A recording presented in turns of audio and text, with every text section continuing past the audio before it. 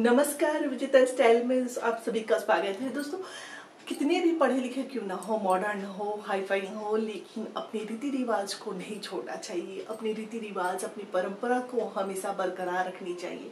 जहाँ भी रहिए अपने रीति रिवाज, अपनी परंपरा को निभाना चाहिए। तो दोस्तों, दिवाली के बाद दरिद्रता को भगाया जाता है। तो दरिद्रता को हमेशा अपने घर से दूर रखना चाहिए। तो दिवाली की रात लक्ष्मी माता को बुलाते हैं, उसके बाद दरिद्रता को अपने घर से दूर करते हैं। और दरिद्रता को दूर कैसे करते हैं, इसके बारे में आज आपके साथ कुछ खास बातें बताने वाली हूँ। दरिद्रता को कैसे दूर करें अपने घर से।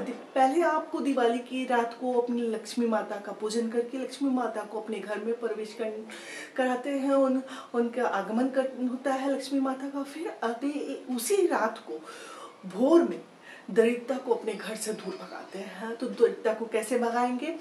तो दरिद्रता को भगाने के लिए सूप का इस्तेमाल किया जाता है। पुराना सूप, बांस की होती है सूप, या कहीं कहीं बांस के चीज़ों से ही दरिद्रता को भगाया जाता है। तो दरिद्रता को भगाने के लिए आपको बांस का सूप जो होता है, या बांस की डलिया होती है, बांस की जो भी होती है जिसको बैम्बो कहते हैं, उससे आपको एक कंडेल या लकड़ी से उसे बजाना होता है और उससे अपने घर की दरिद्रता को भगाते हैं। तो पहले उसको कैसे करते हैं ये आपको मैं बता देती हूँ कि एक दीपक जलाते हैं और एक हाथ में सूप और डंडा लेते हैं, उससे अपने घर की दरिद्रता को भगाते हैं। स्टार्टिंग करते हैं पूजा रूम से। पूजा रूम से उसे बजाते हुए और दीपक दिखाते हुए लेके बाहर निकलते हैं। फिर ऐसे करते सारे घर से, रूम से बाहर निकलते रहते हैं। हम एक साथ में एक किसी को रख लेते हैं, साइड से एक कोई और भी व्यक्ति हो उसे रखते हैं कि वो जब दरिद्रता को बाहर निकाल रहे हैं बजाते हुए, तो वो दरवाजे को बंद करता है। वो दरवाजे को बंद करता जाता है रूम सबका। फिर हम धीरे धीरे करके बाहर निकल आते हैं मेन गेट से। मेन गेट से जब बाहर निकलते हैं बजाते हुए और दीपक के साथ, तो वो पीछे से गेट को बंद कर लेता है। दरिद्रता को कुछ दूर तक बाहर सूप को बजाते हुए या डलिया को बजाते हुए, बांस की जो होती है उसको बजाते हुए घर से बाहर निकाल देते हैं।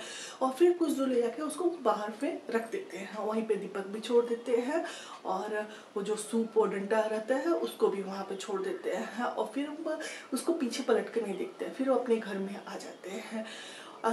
घर के अंदर आकर फिर अपना स्नान करते हैं, बाल धो के स्नान कीजिए शैम्पू वगैरह करके।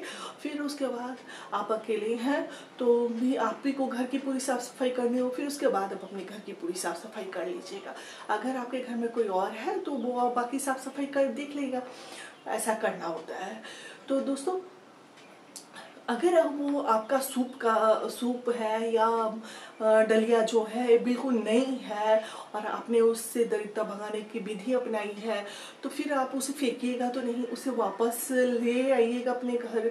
तो वहीं पे पहले गंगा जल उसे पानी से धो देना है, फिर उसके बाद उसमें गंगा जल छिड़क देना है, तब उसको अपने घर के अंदर प्रवेश कराना होता है, तब उसको इस्तेमाल कीजिए। वैसे तो ज़्यादातर घरों में पुराने सूप का इस्तेमाल किया जाता है, तो उस सूप को फेंक दिया जाता है, उसे फिर वापस अपने घर में लेके नहीं आया जाता है। ऐसा ही किया जाता है सब जगह। लेकिन अगर आपके पास पुराना नहीं होगा, नया है, तो आपको फिर अगर जब अपने घर में वापस रखना है तो उसे गंगा जल से शुद्ध करके पानी से धो लीजिएगा, फिर गंगा जल से शुद्ध कर दीजिएगा, तब उसे अपने घर में रखिएगा।